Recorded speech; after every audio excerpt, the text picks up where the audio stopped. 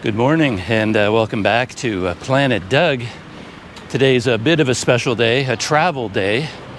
I'm back at a very familiar spot to me, though it could be an interesting experience because, I'm at the ferry terminal in Port Dickson, heading back to Sumatra finally after my stay in Kuala Lumpur. And there's the dock building.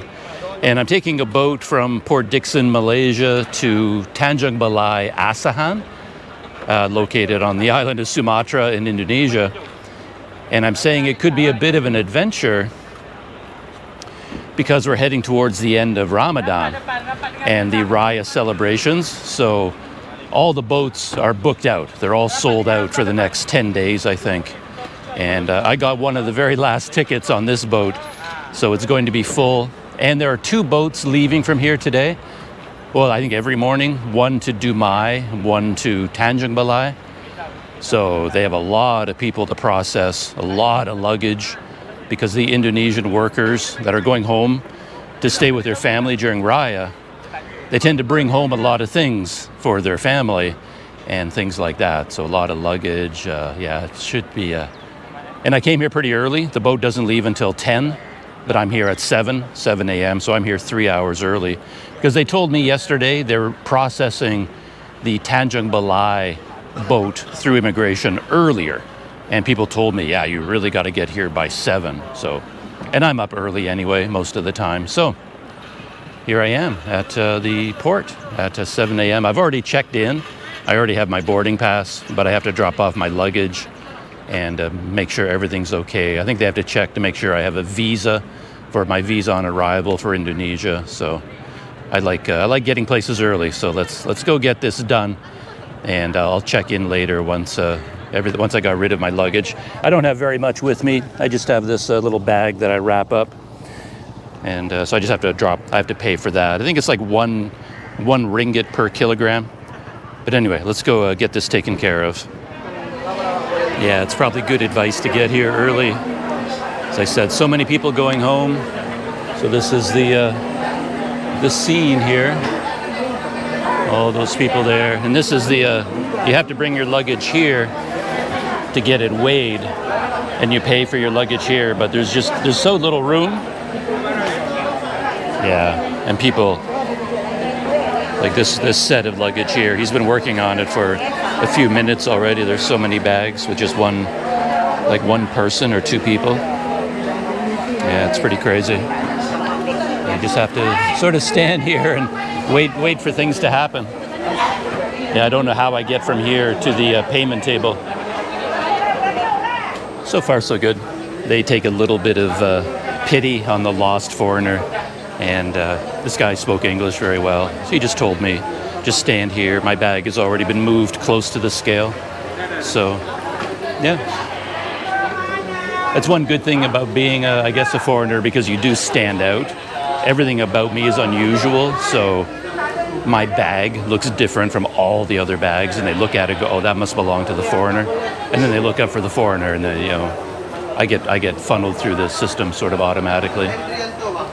But yeah, so here they're weighing all the bags one by one. And there's my little bag right there.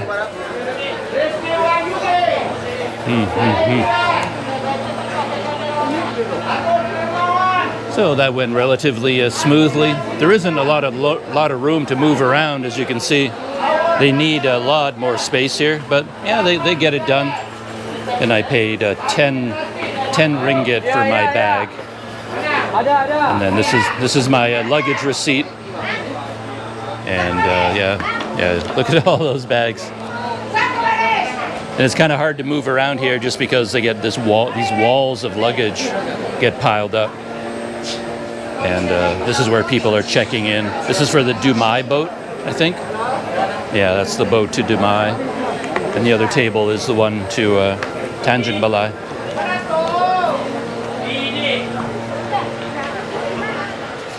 I've actually done this a number of times, so I'm pretty familiar with this whole operation. But even though I've done it so many times, I still end up being a little bit confused because there's no natural flow like being at an airport. I think we go through these doors right there, but I'm not entirely sure about that. Sometimes I go through those doors when you're ready to board or go through immigration. Sometimes I go through doors over there. I'm never quite sure. Most of the time that I've taken this trip, I've always been on the same boat. I think it was called the Mal Sovereign. But the last time I came back was on a different one. Like it's Mal, the same company. It's called Mal Fast Ferry. But the ferry itself was much larger than the Sovereign. Or at least like the VIP section up on top was much, much bigger. Many, many more seats, which meant that there was very little outdoor deck. But I'm hoping this time I'm back on the Mal Sovereign because the VIP section is much smaller, cozier, and has a much bigger outdoor deck. So I'm coming out here to see. No, it looks like it's the bad boat. I guess this could be the one going to Dumai. As I said, there's two boats out there, but I can only see one of them here. This is I can't see the name of it. But that's one of the ones with a large upper deck and no outdoor deck. I wasn't aware of a signal or anything, but everybody got up all of a sudden and got in line here. Yeah, look at the size of these bags. So much luggage. Yeah. My luggage is actually one of these bags, but I just have a very small amount with me this time. But yeah, people here are sort of lined up to head inside and I guess go through immigration. Yeah, I think they need to check my visa because I'm Western. I'm not Indonesian. So they have to make sure I have a visa on arrival. So they have to scan my documents before they let me in. Yeah, I got through the entrance there. So they basically have to inform immigration in advance who I am when I'm getting to Indonesia. So they scan my visa and my passport and they send it in advance. Who knows what the system is, but that's why they were calling me to come to the front. And then they have kind of a waiting area here. I don't understand this procedure either, but instead of going right to the immigration lineups, you come in from outside and then you come to this waiting room. But it's not big enough for all of us. So I've done this before, and we just hang out here for a while until they kind of yell at us to go somewhere else. But that's actually Reza just went by. I was just telling the story that I met him on this boat before going to Tanjung Balai, and he lives in Tanjung Balai, lives with his family there, but he works here in Malaysia. So we talked quite a bit on our way to Tanjung Balai last time, and by pure chance we're on the same boat again going back. So yeah, next stage immigration. The small adventure for today continues. Got through immigration, no problem. It's about 9 o'clock right now. And I say the adventure continues because the weather has turned very much. Look at that. There's a big wind coming off the Strait of Malacca right now. And like I said, I've taken this ferry before. And yeah, it can get pretty rough out there. So this could be a pretty rough journey. I don't think I'll be spending a lot of time on an outer deck. This is going to be indoors. Yeah, if it's this windy here, close to shore, out in the more open strait, it's going to get pretty... it's going to get a bit crazy out there, I think. Hello, sir. Hello. Good. Okay. Looks like I'm on the... Well, I still don't know yet. It could be the Indomal Empire, which I can't quite remember what that boat is like, or the Indomal Regal. But I'm not sure which one is going to Tanjung Balai. I think it's this one. Yeah, that waiting room got really crowded. There really wasn't enough room in there for all the people. There's the name, Indomal Regal. Yeah, it looks like they're pulling the boat closer tying it off a bit tighter. And I saw some guards go by carrying a lot of handcuffs. When I was waiting in line, there was this big burst of excitement. Everybody was pointing outside, and some like people with guns were going by. I only caught them out of the corner of my eye, but I think they were bringing some prisoners on board, or not prisoners, probably Indonesians who were in Malaysia without the proper paperwork or something, and they're being deported back to back to Indonesia. I'm guessing, but yeah, I saw the guards leaving, and they had a big pile of handcuffs with them. So luckily, I'm not handcuffed. Immigration was very nice and just stamped me out of Malaysia, no trouble. It is the boat with a big VIP section, so it isn't my favorite boat that I used to take in the past. They seem to have upgraded, which makes sense. A lot more people seem to be going back and forth Sumatra, Malaysia by boat. And yeah, there goes Reza. Yeah, I lost contact with Reza because I lost my WhatsApp account, and then in my WhatsApp account there's a lot of people in there. I had no other way to get in touch with him, and then he was one of them. But we reconnected again, so yeah. But anyway, here's the VIP section of this boat, the Indomal Regal, I guess. A couple of things about the boat, I guess. A one-way trip to Tanjung Balai costs about $40 US. It's like 180 ringgit, 670,000 rupiah. And that's about the same price as a flight. So you could fly to Medan. Normally, like if you book in advance on Air Asia, you can probably get a flight for around 180,000 or 180 ringgit. And maybe a bit more because of the airport taxes and things like that. But it's roughly the same cost, taking the ferry as opposed to flying to Medan. Right now, though, it is getting close, as I said, to the Raya holidays. So the flights, I checked online, the flights had doubled in cost. That's one good thing about the ferry, even during holiday periods, that they don't have like holiday pricing. It doesn't go up and down. The price just sort of stays the same. And yeah, the VIP ticket seemed to cost more this time. I don't know whether I just never noticed before, but I think it was a combination VIP ticket and port tax I had to pay, and that came to 40 ringgit. So the ticket was 180 economy class, but then I think on top of that I had to pay the port tax, and then for the VIP seating, then it ends up being 220, I guess, 220 ringgit.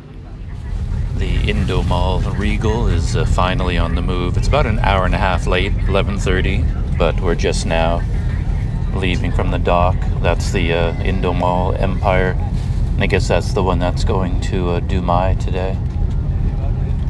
Yeah, I think most of the delay was just due to the large number of people going today and the huge amount of luggage everybody had. They kept piling it onto the dock there, and I'm amazed they had enough room in the hold, really. But yeah, when I came up here to the VIP section, I was like one of the first ones up here. So it was largely empty. But yeah, it quickly filled up so that every seat is taken. And I think they overbooked it, because I saw a lot of discussion going on. Uniform people going around asking people to move, get up, go here, go there. They're just trying to make room for everybody. Yeah, so many people are traveling right now. But hey, the wind died down a little bit. It rained for about an hour, but the rain stopped before we set off. So here we are, leaving from Malaysia.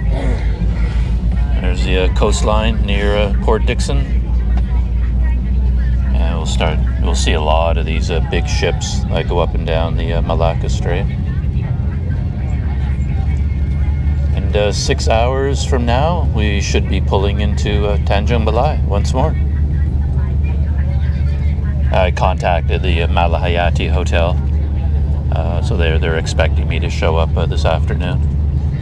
But yeah, it's going to take a long time to get out of the dock when we land there, because they're going to have to unload all of that luggage. And they have a system where they re-weigh all the luggage again. I don't know why they do it that way, but they weigh everything in Port Dickson, and you have to pay for your luggage. But then when you arrive in Tanjung Balai, they weigh all the luggage a second time, and you have to pay a fee there as well. And the fee isn't very much, but it takes a long time for them to re-weigh all of the luggage again. So it could be, 2 hours. I think I was there nearly 2 to 3 hours last time, just waiting for my luggage to show up. So yeah, hopefully it's not quite that long a wait, but it might be. Front Singapore. Big ship there. So yeah, here we are. We're on our way. See how the water is out on the open strait. How rough it is out there.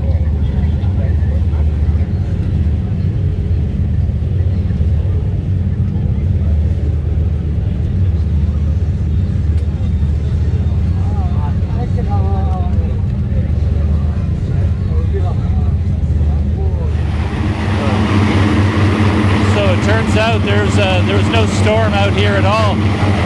All the rain and the wind was only at Port Dickson, here out in the strait. That's beautiful weather. Blue skies, clouds.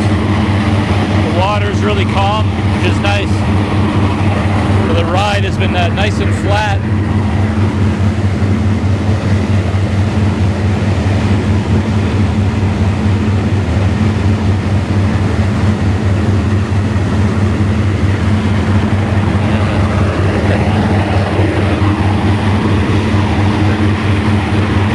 Been outside the boat out here on deck very much. This is my first time on this trip coming out here. It's just that it's a very small area. You can see behind me there's not a lot of room, and there's so many smokers up here, so I can't get out of the wind usually. So yeah, I'm out here in the full force of the wind. I don't know if you can hear me or not.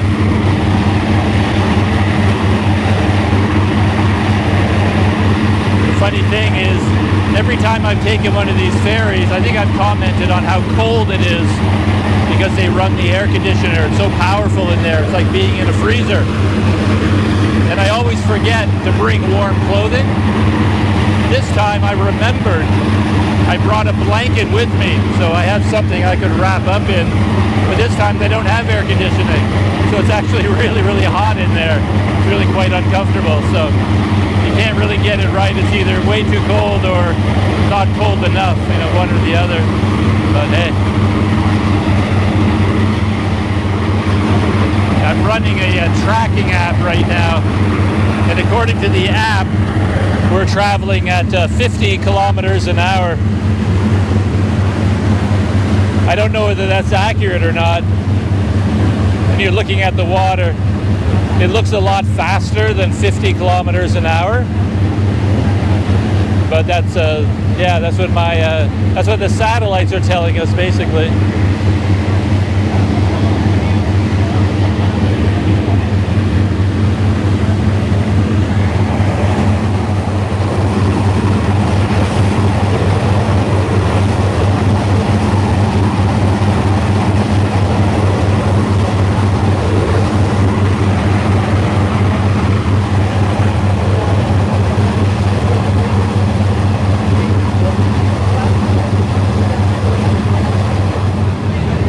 A quiet spot, sheltered from the wind here. I tried to come out on deck from over on this side at first, but I couldn't get the door open.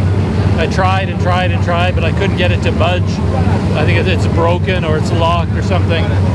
But then someone pointed to the door on the other side of the boat. It comes out to the same place, and the other door opened up, so it could come out here. But yeah, there's the view from outside the boat. Flag for Indonesia up above us over there. Yeah, it feels like we've been on the move for a long time, but that's just because the day started so early. And I was already waiting in line at immigration at around 8:30 this morning, but we didn't actually leave until 11:30. So And I think I got to the dock at around 7:30, I think, something like that. So yeah, I've already been I feel like I've been on the move for quite a long time. But it's only 2:30 now, and I think we still have a few hours yet to go.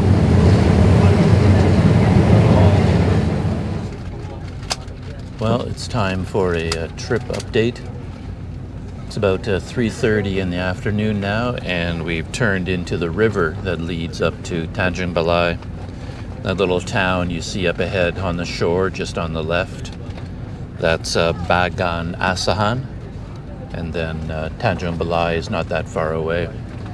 We've been passing all kinds of fishing boats, big and small. You can see a little one right there.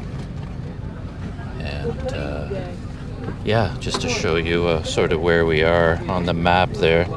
So that's using the Relive app. So we went about 240 kilometers. Right now we're moving 11 kilometers an hour, but when we were in the open water, we were doing 50 kilometers an hour most of the time. And the 9 hours and 14 minutes, that's the total time of my trip. So that's basically from when I left my hotel in Port Dickson. But from here, I guess we're going to be moving slowly upriver until we get to Tanjung Balai.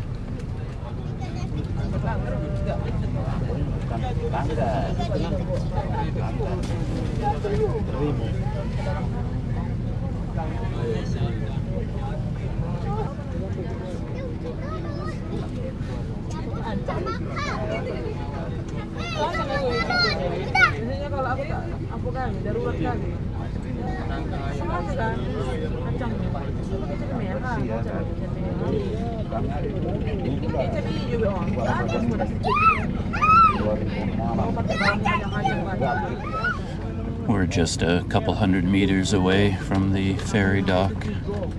You can see what the shoreline is like here. It's like this on both sides of the river.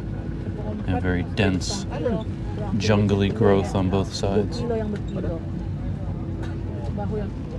Yeah, I can't tell if the water level is high or low. Just based on the shoreline, it looks like high water right now, but the ferry has been moving really slowly. Feels like it's being very careful. Gave me the feeling that the water levels were low, or maybe they just don't want to create a wake to disturb all the other, like the fishing villages and the fishing boats. But yeah, I didn't even look into the weather at all for this return to Sumatra. I don't know whether it's a rainy season, a dry season. I honestly, whether it's a rice planting season, rice harvesting, I have no idea. All of that is going to be a bit of a surprise. And I always notice this cluster of big fishing boats quite near the port. I always end up wondering how many of them are still going out to sea on a regular basis. It's hard for me to tell which is a working boat and which is just docked here permanently for repairs or something like that.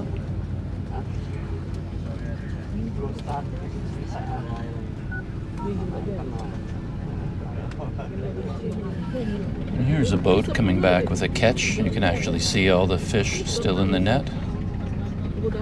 I often wonder just how many fish they can catch each boat.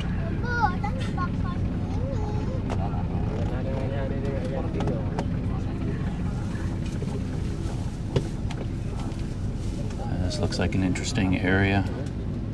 All the houses up on stilts.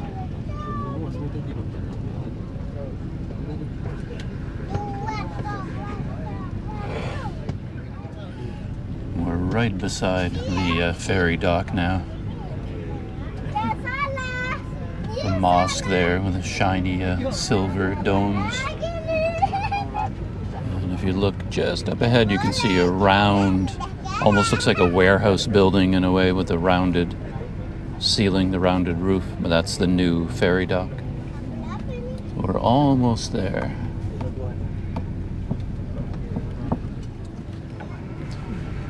Oh, assuming I've counted on my fingers correctly, it took us 5 hours, so it's a 5-hour trip coming in this direction from Port Dickson to the dock here in Tanjung Balai. Cutting really close to the shore here as we're arriving. Big fishing boat. Can't imagine how many fish a boat like that would have to catch in order to just pay for its operating costs. And there's the ferry terminal.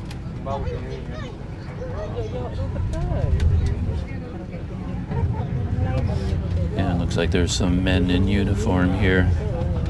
And at the beginning of the trip, I talked about how I saw something about some armed men and women taking some prisoners on board in handcuffs. I'm wondering whether they're going to take the prisoners off first. I don't know how they feel about anybody filming here on the dock, but I think it's okay. They're pretty casual in my experience here. And there's the Indomal Regal. It's the boat I just got off. And they've got some kind of an unusual luggage system here. I don't really understand it, how you retrieve your bags. Because other people were giving their luggage receipts to these porters. And I guess the porter then goes and tracks it down for them. But then nobody asked to see mine. But my bag is just a very small bag. I don't need a porter to handle it. So anyway, I just gonna hope something works out. And there's the port building.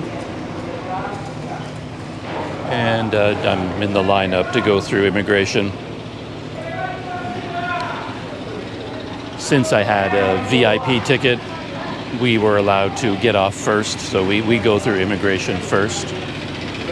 But, yeah, it's a busy river with all the fishing boats going up and down. It's a fun place to hang out.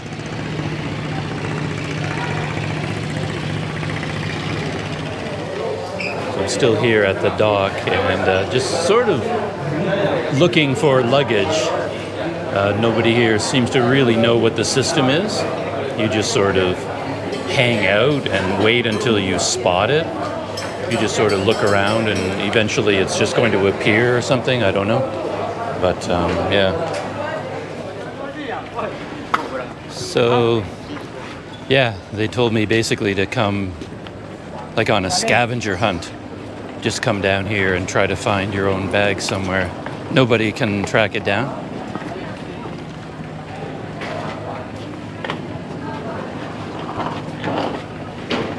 Ooh, look at that. There's still... What? Still coming off the boat, yeah. So my bag could still be buried deep in the hold. Could be way down there somewhere. I have no idea. There were 374 people on the boat today with all of their Raya luggage, bringing things home for their families. So, yeah, my bag, if it's here, I can't see it anywhere. It's probably still... Oh, no, I see it, actually. Yeah, I can see it down there. My bag there. Yeah. Yeah, I can see my bag. Crushed. Deformed.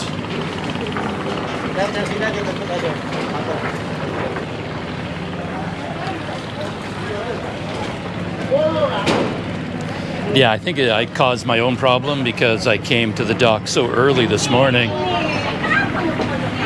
that my bag was like first bag on, last bag off. So let's see if we can go get it. Okay, so I found it. There it is. It was just being pummeled up there. Now, whoop. Udah, biar kumpulin dulu ya. Tarik. Yeah, it's pretty chaotic. I was just chatting with someone up there, a friend of mine, talking about the architect, whoever designed this port. Didn't really design it for this. So it's not really suitable at all to handle this kind of I make YouTube video. Yeah, I'm a YouTuber. So finally I found my bag down there. What an adventure that was, but here it is. I've got it. And Sama ko aja.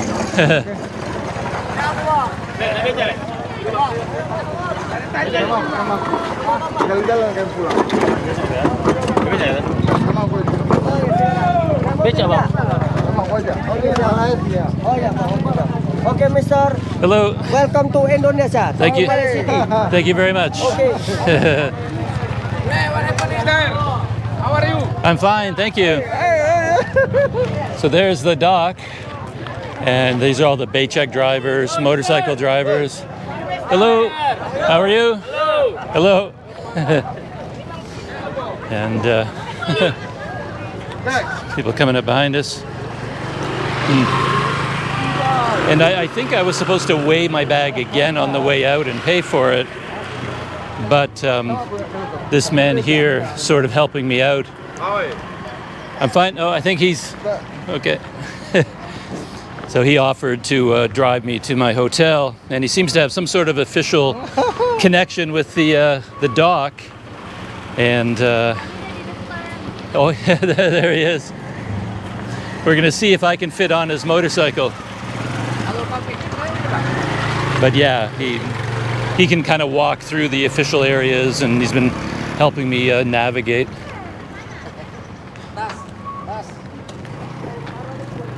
So what is your name? My name is Gunun. Gunun? Gun. Gunun. Oh, yes. Gunun. Okay. I'm Douglas. Douglas. Okay, yeah, yes. Douglas. Yeah. Douglas. Your name? I have all your Oh, passport, right. yeah. You have all that, right.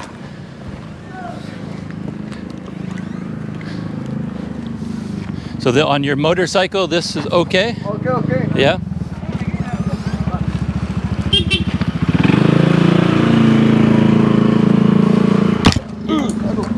Sorry. I didn't see that coming down. Okay. Ah. So this ought to be interesting.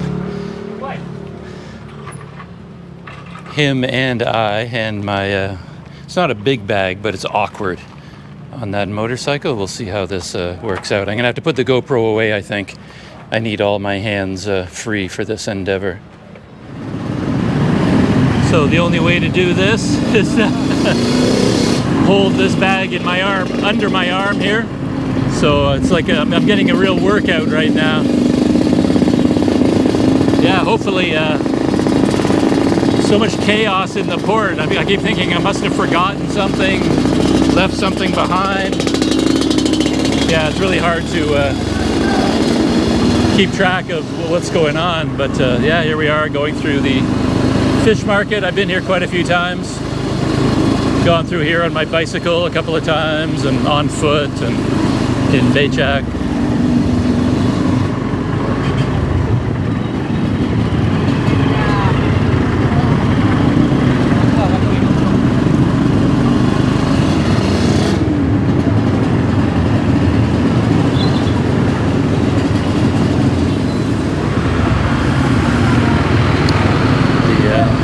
The fish market. How are you? I'm fine. Thank you.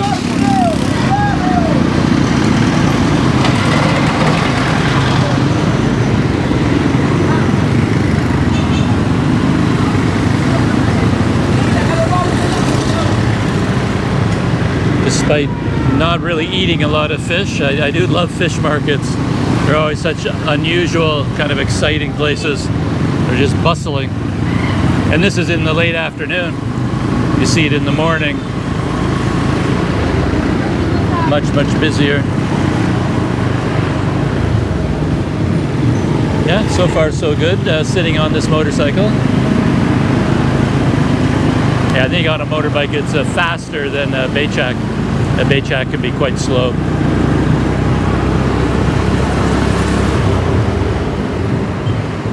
Garbage truck.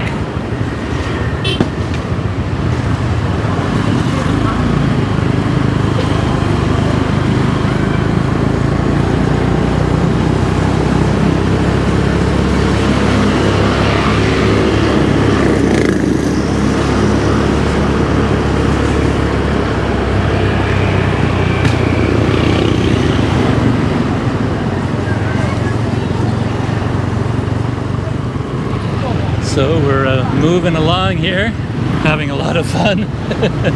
The only issue is my arm is getting so tired. I don't have the Hulk Hogan Incredible Hulk strength in one arm to hold my bag this long, but we're getting there. This is the bridge heading across to downtown, maybe halfway to the hotel from here.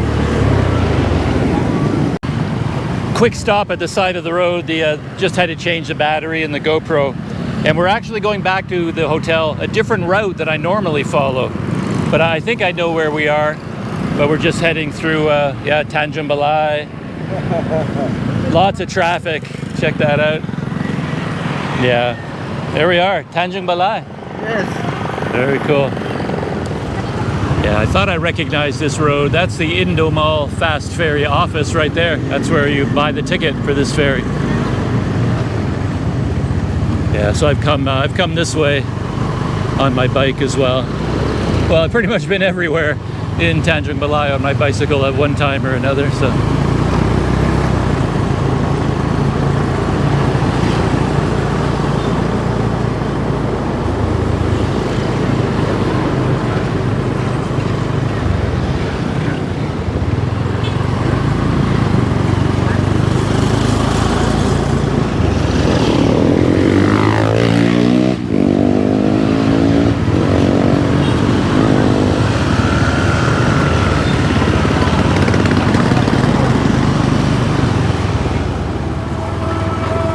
So the final stage of my journey, we dropped by Gunun's house to meet his family, and his wife speaks very good English, so we had a nice chat for a few minutes, and now we're going to the Malahayati Hotel.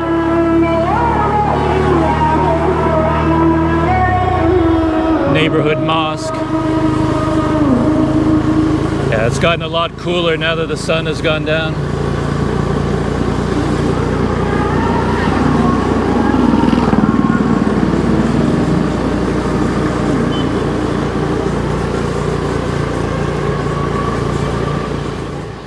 Gunun just dropped me off at the Malahayati Hotel. And yeah, the sun is down, so it's getting dark, but this is the hotel. I was staying here before on my last visit to Tanjung Balai. And yeah, it's a comfortable place, low budget style accommodation. They have a little prayer room right in the courtyard, which is nice. And I stored my bicycle here while I was gone. So yeah, I didn't even look. The poor thing is probably quite dusty, and it should be right around the corner here. Yeah, there it is. I have it covered up in a tarp, but I'm sure it got a little bit dirty while I was gone. So here we are at the end of what feels like a pretty long day. Here's the room. I stayed in this room before, and then when I was checking in, they were telling me, well, one thing, I was trying to get a room that had better Wi-Fi, because this room is far away from the central courtyard where the routers are. So the Wi-Fi is not very strong in this room. So I was asking them, could I have a different room, one that has better Wi-Fi? But well, of course, the language barrier, we're using Google Translate, but they kept saying yes, and yes, and yes, but they kept giving me the key to the same room. And I said, well, this is the same room as before. And they said, well, yeah. And I, well, can I get a room with better Wi-Fi? And they said, yes. And they gave me this room. I was like, no. Anyway, we had a lot of trouble getting over that particular barrier. But it turns out this is the only single room that has an air conditioner. So this is my only option anyway. So that settles that. And they told me the room has already been booked in advance by someone. So I'm gonna have to move to another room anyway if I stay here up until that date. But I couldn't figure out when that day was going to come. But again, that's kind of the life you end up living in these sorts of low budget hotels. You take what there is, and you just go with the flow. So yeah, when I was in this room before, I ended up moving the bed for various reasons. I don't like it here by the window. and I moved it over here and moved the TV out of the way. But they redecorated. They put in a kind of a shelf with some hangers here, which is kind of cool. But I think my bed can still fit in there. That's no problem. And then the bathroom is back here. It's a very pretty standard bucket bath kind of thing. So I can fill that garbage can up with some water. It has a shower head, but it doesn't actually work. So yeah, you just take a bucket bath. But yeah, here's my home, my home away from home for now. I'm going to unpack, and then I'm going to head out. There's like a convenience store just up the street, or maybe I can get some dinner first. They have mie ayam bakso right there. So I think I'm going to, yeah, maybe I'll get the mie ayam bakso right now, because I could use something to eat, and then I'll come back. Then I'll get the water, and then I'll come back and unpack, something like that. Yeah, I think that's what I'm going to do. So let's go have something to eat. Whew. So yeah, this is nice. My favorite neighborhood ayam bakso place. Right here, it's where all the magic happens. And yeah, I have no idea what time it is. It feels late.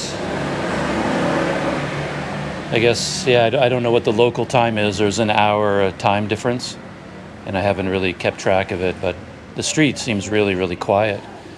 But anyway, I really need something to eat to recover from that long trip.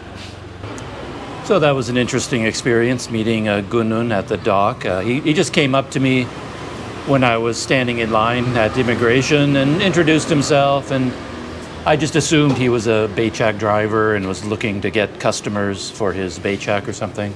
But then the way he spoke to me, he was more official than that. He even opened up his phone, and on his phone he had pictures of my passport and my visa, and he had like a manifest for the boat, like how many passengers there were, and yeah, he had all the information about the boat and about me, and so he has some sort of official connection with the dock, though I don't really know what it is. And then he just said, yeah, you know, I have a motorcycle here, and you know, for 50,000 rupiah, I'll drive you to the Malahayati. So I had no idea who he was, and I thought, yeah, sure, you know, sounds good to me. At first I thought he had a Becak, but it turned out he just had the motorcycle, and my arm is just completely worn out because we were on the road a lot longer than I expected. It was just so hard to hold on to my bag with just one arm on the motorcycle. And then turned out he does this routinely, I guess. He meets foreigners at the dock, and his wife used to be an English teacher, or used to be a teacher anyway, and she speaks English, but she doesn't get a chance to practice that much. So part of his routine is he'll find out that a foreigner is coming on the boat, make sure he's there and offer us a ride, and then and then part of the deal is that, I want to introduce you to my family. And then he took me to his family's house, and I sat down, had a nice chat with his wife, and his kids were there, and got to see a little bit of a new neighborhood. That was all very interesting. So I had a glass of water and chatted for a while with Gunun, and then yeah, he's very proud of his wife's English ability. So he took a lot of video of me chatting with his wife, and then hopped on the motorcycle and drove me here, so to the Malahayati, and I'm all settled into my room, more or less. Still need to get water, and then I can unpack water and something to eat. So I guess I should document my first meal back in Sumatra. Probably my favorite meal, mie ayam bakso, and this is a really nice one. They put together this really good sauce, a lot of meat. Everything is really, really good. 15,000 rupiah. So I'm going to dive into that, and then head down to the Indomaret to get some water for my morning coffee, and that'll be almost the end of my day. Things can change here pretty quick. I mean, it's still the same neighborhood. I recognize everything, but there's little differences everywhere. I remember the last time I left for a while and came back, an entire Indomaret convenience store just popped up out of nowhere. They built it so fast. And I'm seeing new little shops all up and down the road behind me. But yeah, I'm just heading here to either Alphamart or Indomaret to buy some water. It really is time for me to duck inside. It's a real assault on the senses to show up here after some time in Malaysia. I had like 15 conversations between here and Indomaret, and I didn't understand a single one of them, but we talked about a lot of things, but I have no idea what we were talking about. But it's kind of a miracle that I still have my passport, my phone, my GoPro, my sanity, you know? Yeah, it's been a long, complicated day.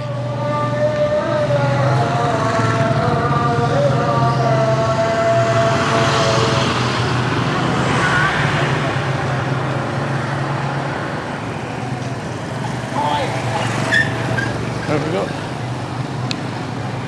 And I don't think I showed this on video when I got here. This is the outside of the Hotel Malahayati. Great little hotel, an old hotel, kind of a classic. I like these sorts of places. And that is it. I'm unpacked and more or less settled in. Trying to get accustomed to my new room. I did move the bed over to this corner, and the reason I do that is because I usually sit on the bed if I'm editing video, and I need a wall to lean against, and I have the laptop on my lap.